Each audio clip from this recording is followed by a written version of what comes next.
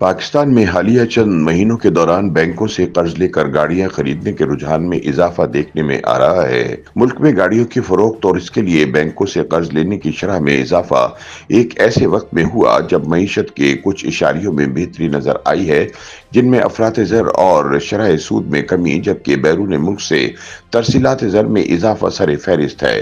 تاہم دوسری جانب صنعتی ترقی کی شرح میں کمی واقع ہوئی ہے اور ملک میں بے روزگاری کی شرح میں اضافہ اور آمدنی میں کمی ریکارڈ کی گئی ہے۔ پاکستان میں کار اسمبلرز کی نمائندہ تنظیم پاما کے مطابق مارچ 2025 میں گاڑیوں کی فروخت میں گزشتہ سال اسی ماہ کے مقابلے میں 18% کا اضافہ ریکارڈ کیا گیا ہے۔ رواں مالی سال کے پہلے 9 مہینوں میں گاڑیوں کی فروخت میں گزشتہ مالی سال کے پہلے 9 مہینوں کے مقابلے میں 46% تک اضافہ دیکھا گیا ہے۔ واضح رہے کہ پاما کی جانب سے جاری کردہ اعداد و شمار کے مطابق رواں مالی سال کے پہلے 9 مہینوں میں اب تک پاکستان میں 1.5 لاکھ سے زیادہ گاڑیاں فروخت ہوئی ہیں، جبکہ گزشتہ مالی سال اسی عرصے کے دوران 1 لاکھ سے بھی کم گاڑیاں فروخت ہوئی تھیں۔ دوسری جانب اسٹیٹ بینک آف پاکستان کے مطابق ملک میں گاڑیوں کی خریداری کے لیے بینکوں سے قرض لینے کی شرح میں بھی اضافہ ریکارڈ کیا گیا ہے۔ اسٹیٹ بینک کے اعداد و شمار کے مطابق مارچ کے مہینے کے اختتام تک صارفین کی جانب سے بینکوں سے گاڑیوں کی خریداری کے لیے 257 ارب روپے کا قرض لیا گیا، جو فروری کے مہینے 8 ارب روپے سے زائد ہے۔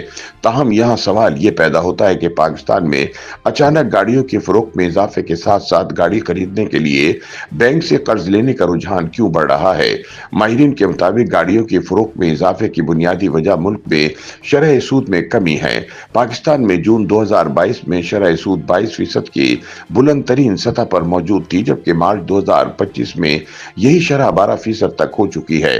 شرح سود میں کمی کی وجہ سے آٹو فائنانسنگ سستی ہوئی، تو اس کے ساتھ ملک میں مہنگائی بڑھنے کی شرح میں بھی کمی واقع ہوئی اور ڈالر ریٹ بھی مستحکم ہوا، جس کی وجہ سے پاکستان میں گاڑیوں کی قیمتیں قدرے مستحکم ہو گئیں، جس سے نہ صرف عوام نئی گاڑیوں کی خریداری کی طرف مائل ہوئے، بلکہ بینکوں کی جانب سے آٹو فائنانسنگ بارے نئی اسکیمیں متعارف کروائی گئیں، جس سے بینک سے لیز پر گاڑیاں لینے کے رجحان میں بھی تیزی دیکھنے میں آئی ہے۔ گزشتہ 20 برس سے گاڑیوں کی خرید و فروخت کا کاروبار کرنے والے ایک ڈیلر کا کہنا تھا کہ شرح سود میں کمی کے بعد گاڑیوں سمیت تقریباً تمام سیکٹر میں بہتری دیکھنے میں آئی ہے۔ پاکستان میں گاڑی کی قیمت حد سے زیادہ ہے، اس میں کوئی شک نہیں کہ عام بندہ نیٹ کیش پر گاڑی خریدنا افورڈ نہیں کر سکتا۔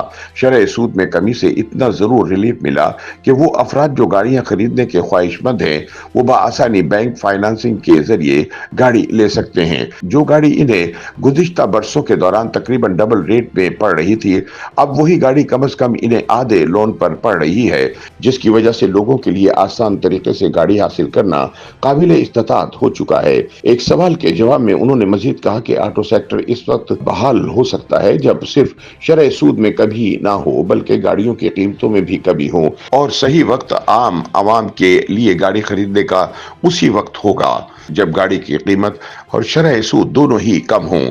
تاہم یہاں یہ سوال پیدا ہوتا ہے کہ کوئی بھی شخص بینک سے کتنا قرض لے کر نئی گاڑی خرید سکتا ہے؟ کیا اس حوالے سے قرض کی کوئی حد مقرر ہے؟ معاشی ماہرین کا کہنا ہے کہ اسٹیٹ بینک کی ہدایت کے مطابق صارفین گاڑی کی خریداری کے لیے بینک سے زیادہ 30 لاکھ روپے تک کا قرض حاصل کر سکتے ہیں۔ آٹو سیکٹر ماہر مشہود کہتے ہیں کہ 2.5 سال قبل مرکزی بینک نے اس کی حد مقرر کی تھی تاکہ کنزیومر فائنانسنگ کو کنٹرول کیا جا سکے۔